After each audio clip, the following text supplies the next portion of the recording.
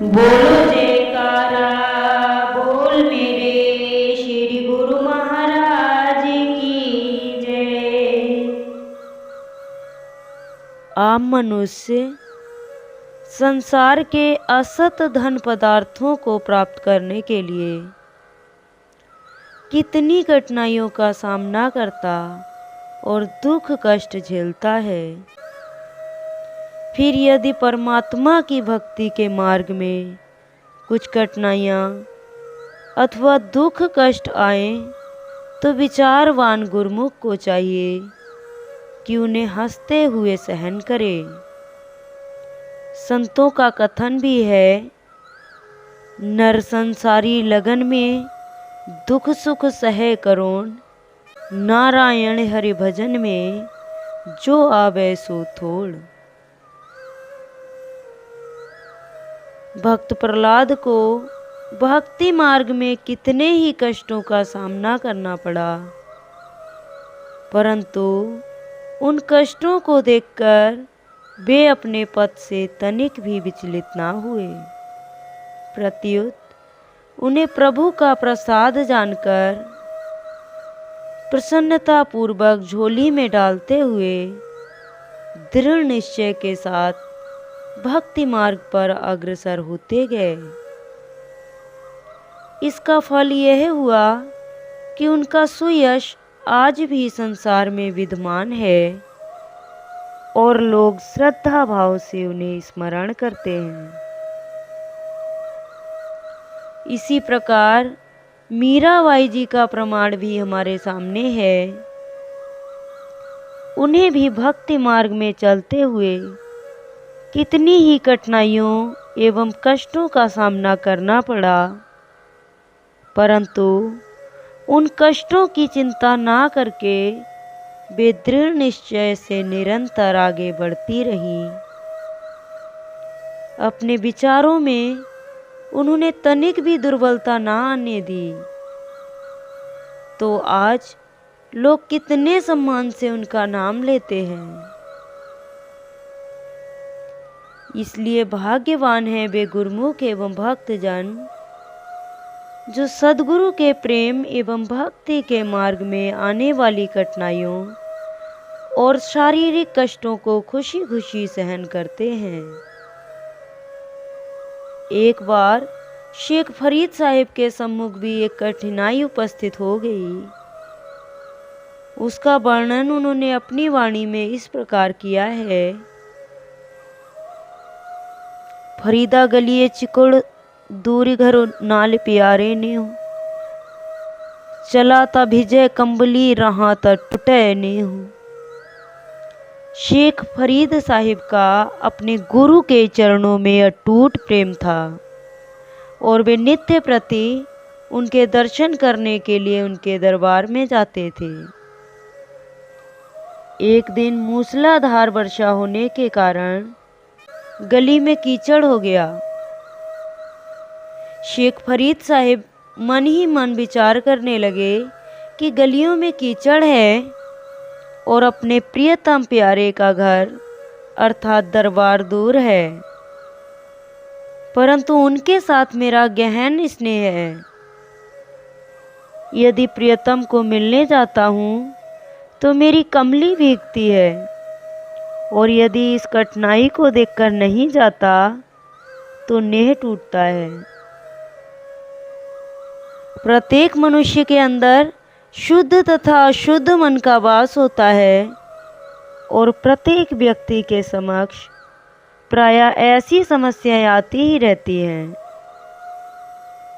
जिस मनुष्य के अंदर शुद्ध मन बलवान होता है तो वह मनुष्य को सच्चाई और उन्नति की ओर खींचता है।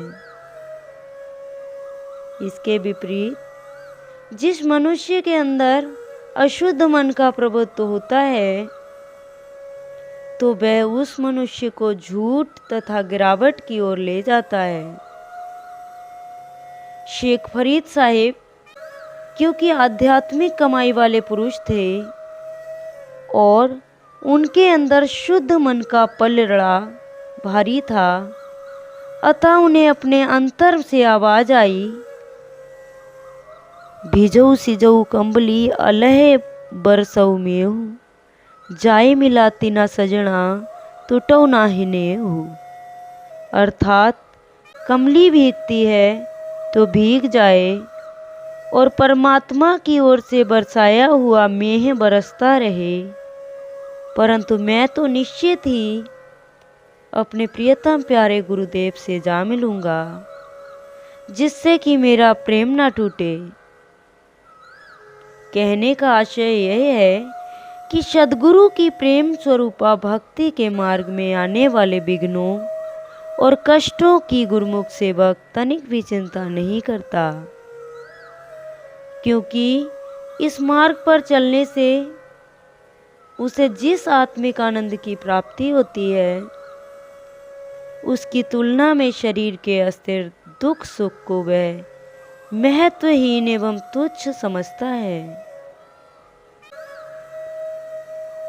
इन प्रमाणों से यह बात स्पष्ट हो जाती है कि जो गुरुमुख सेवक भक्ति मार्ग में आने वाले दुखों, कष्टों और विघ्नों की चिंता ना करके दृढ़ निश्चय से इस पथ पर अग्रसर होते रहे, वे ही अपने लक्ष्य को प्राप्त करने में सफल हुए।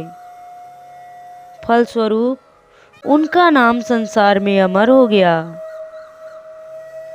इसीलिए परम संत श्री कबीर साहिब जी ने स्पष्ट शब्दों में वर्णन किया है, गुरु भक्ति अति कठिन है, ज्यों खांडे की धार, डिगमिग करे सो गिर पड़े, निश्चल उतरे पार। अर्थात भक्ति मार्ग संसारियों के मार्ग के सर्वथा विपरीत है। भक्तों के विचारों में और संसारियों के विचारों में कोई मेल नहीं है। संसारी लोग जहाँ संसार की धन संपदा, पदाधिकार तथा मान प्रतिष्ठा आदि को प्राप्त करने में ही दिन रात प्रयत्नशील रहते हैं, वहाँ गुरुमुख भक्तों के हृदय में इनकी तनिक भी चाह नहीं होती। इस संदर्भ में एक प्रसंग इस प्रकार है कि बादशाह अकबर के दरबार में सूरदास नाम का एक मंत्री था, जो प्रभु भक्त और संत से भी था। एक बार उसे संथाल प्रांत से कर वसूल करने के लिए भेजा गया। कर में उसे उस समय के 13.25 लाख रुपए वसूल हुए, जो उसने साधु सेवा तथा अन्य धार्मिक कार्यों में व्यय कर दिए, और वह स्वयं भी संतों की चरण शरण में रहने लगा। इस विषय में जब बादशाह अकबर को ज्ञात हुआ, तो उसने भक्त सूरदास को कहला भेजा,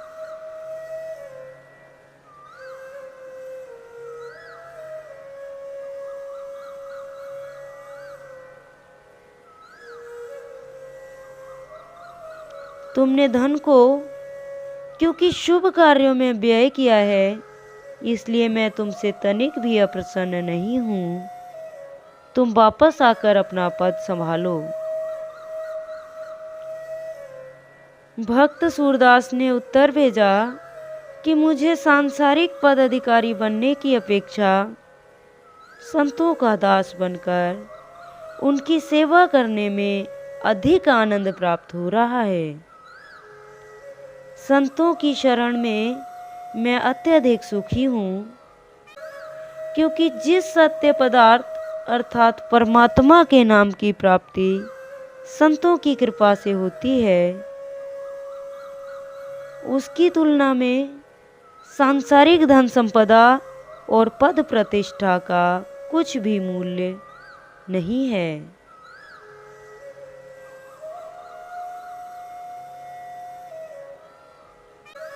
वर्तमान समय में भी जिज्ञासु सेवक सांसारिक स्वाधीनता के जीवन को छोड़कर जो सद्गुरु की आज्ञा के बंधन में रहकर जीवन जीना स्वीकृत करते हैं, उसका भी यही कारण है कि तन मन को सद्गुरु आज्ञा के बंधन में रखने में ही आत्मिक स्वाधीनता समाई हुई है। जबकि संसार अथवा मन की स्वाधीनता में आत्मिक बंधन समाया हुआ है। अभिप्राय यह है कि इस मानुष तन की सफलता इसी में है कि इससे पूर्ण संत सद्गुरु की आज्ञा के अनुसार भजन भक्ति का कार्य लिया जाए। आत्मिक उन्नति का यही सर्वोत्तम साधन है। परिपूर्ण संत सद्गुरु का इस धरा पर अवतरण ही मात्र जीवों के हित और कल्याण के लिए होता है। परोपकार करना ही उनका एकमात्र उद्देश्य होता है। इसी उद्देश्य को दृष्टिगत रखकर वे अनेक प्रकार की रचना रचाते हैं, जिससे कि जीव तन मन धन से सेवा करके अपना जीवन सफल कर सके। जो सौभाग्यशाली जीव संत सद्गुरु की शरण संगति ग्रहण कर उनकी आज्ञा के अनुसार भजन भक्ति की कमाई करते हैं, वे ही अपनी जीवन यात्रा सफल करते हैं। ऐसे सौभाग्यशाली जीव ही अपने लक्ष्य की प्राप्ति कर आवागमन के चक्र से मुक्ति प्राप्त कर लेते हैं। ऐसे सौभाग्यशाली जीव ही अपने लक्ष्य की प्राप्ति कर आवागमन के चक्र से मुक्ति प्राप्त कर लेते हैं। सतपुरुष श्री गुरु अर्जुन देव जी महाराज फरमाते हैं, सफल सफल भई सफल यात्रा आवण जान रहे मिल साधा। अर्थात सद्गुरु की शरण ग्रहण करने से मनुष्य जीवन की यात्रा सफल हो जाती है। सद्गुरु की शुभ संगति के प्रताप से आवागमन का चक्र समाप्त हो जाता है। जिस परमपिता परमात्मा से बिछुड़कर जीव जन्म जन्मांतर से 84 के चक्र में भटकता हुआ दुख कष्ट उठाता आ रहा है, उस परमात्मा से मिलने और जन्म मरण के चक्र से छुटकारा प्राप्त करने के लिए ही मानुष जन्म का यह स्वर्णिम अवसर जीव को प्राप्त हुआ है। इसलिए मनुष्य को चाहिए कि इस अवसर को व्यर्थ ना गंवाए, बल्कि इसमें भजन भक्ति करके परमात्मा से एकाकार कर ले। संत सुंदरदास जी का कथन है, सुंदर यह अवसर भलो भजले सिरजनहार, जैसे ताते लोह को लेत मिलाए लोहार। अर्थात जैसे लोहार गर्म लोहे को गर्म लोहे के साथ मिला देता है, वैसे ही हे मनुष्य तुम भी प्रभु की भजन भक्ति करके आत्मा को परमात्मा के साथ मिला लो। अभिप्राय यह है कि